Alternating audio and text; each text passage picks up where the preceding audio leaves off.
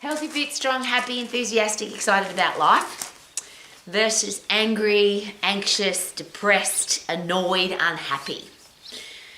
Adults can live however they want to, but I have a lot to do now with children, and it's become a real challenge to watch how many children have been either diagnosed with or feel unhappy, angry, anxious, depressed, annoyed, bored.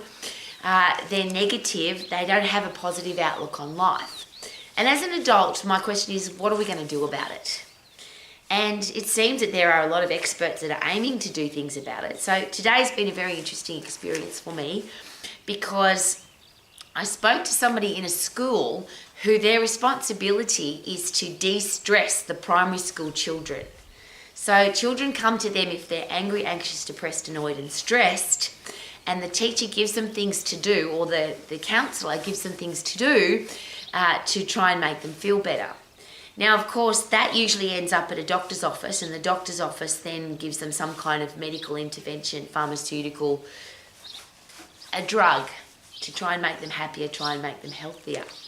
One of the things that this counsellor does, they suggest breath work. That was the terminology that was used. So we get our kids to breathe deeply. If they feel stressed, take a big breath in, take a big breath out, take 5 short breaths in and take a big breath out. There's a whole heap of systems, and it's called breath work to make somebody feel less stressed. Now, technically that makes sense because if your body thinks it's under stress, you tend to hold your breath.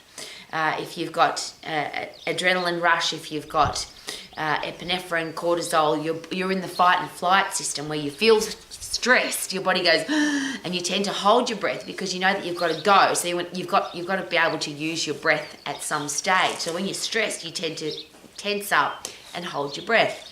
So if you release that, if you breathe deeply and you relax, then are you likely to be less stressed? But the challenge with that, of course, is when you feel stressed, your heart rate goes up, your blood pressure goes up, your blood sugar levels go up, so that you are ready to fight or flight. Your body does that for you. If you don't fight and flight, so if you just breathe, but you don't get rid of the threat, or you don't run away from the threat, you don't overcome the threat, all you did is breathe, then that isn't really a solution. So what are you telling your brain? So for me, as an exercise coach, as somebody who studies anatomy and physiology every day, and somebody who's been studying the brain, neuroscience for many, many years, the answer seems to me very simple. Now, I'm not a psychologist, a psychiatrist, a counsellor, or a neuroscientist. But if my body's under threat, if I need to fight or flight because my body has told me somebody's trying to kill you, somebody's trying to hurt you, something bad's happening, you've either got to run away really fast or you've got to turn and kill the threat. So your blood pressure goes up, blood sugar levels go up, heart rate goes up, your pupils dilate so you can see more. Your body's ready to go to protect you, defend you, make sure that you stay alive. Then all you've got to do is to de-stress, is to fight or flight. If you don't fight or you don't flight, your blood sugar levels stay elevated. That causes coronary heart disease, type 2 diabetes, and all those horrible inactivity diseases. If you don't get your blood pressure down, if you don't get your heart rate down, you stay in an elevated state of stress, so you become diseased. You're not at ease. So then, of course, those horrible diseases, you are more likely to get them. So I just want to be the person that de-stresses by fighting and flighting, because that's what my body's designed to do. Now, we don't tend to fight wild animals anymore, and we don't tend to run away from wild animals.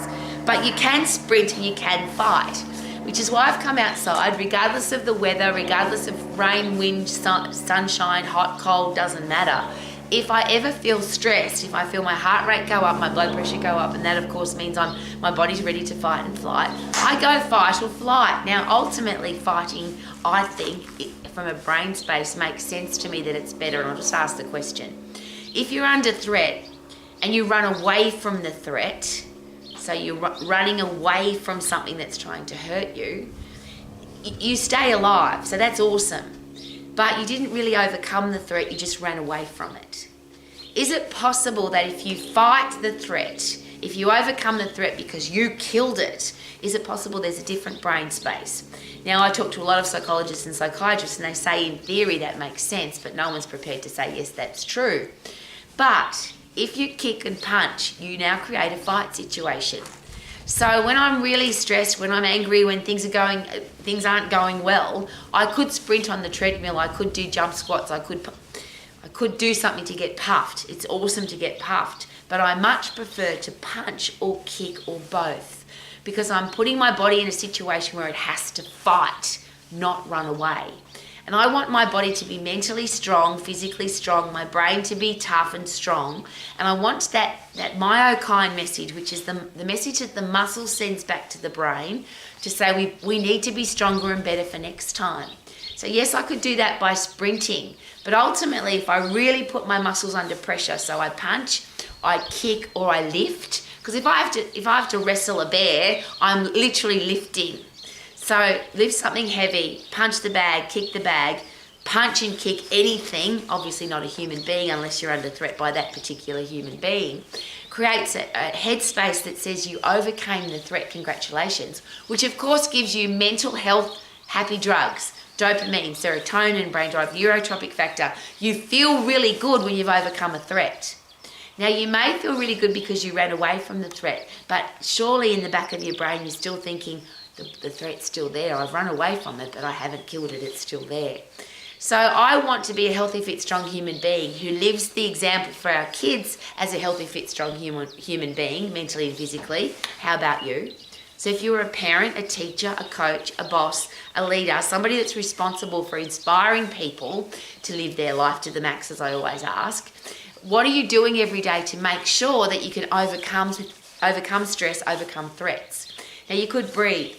And in any situation, that might be better than nothing. If you're really stressed and you're sitting at a boardroom table and you can't get up and sprint on the spot, maybe you could deep breath. If you're sitting in a classroom and somebody's bullying you and you can't do anything about it, maybe a deep breath is a good thing. But it's not the ultimate solution, surely.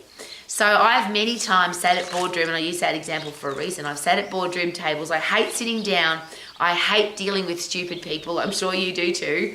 And if I've ever been in that situation, I excuse myself for about 20 seconds. I find a quiet spot in the bathroom or behind some wall, and I punch really hard and I sprint on the spot, which of course causes you to breathe deeply, and then I go back to the situation with a different headspace.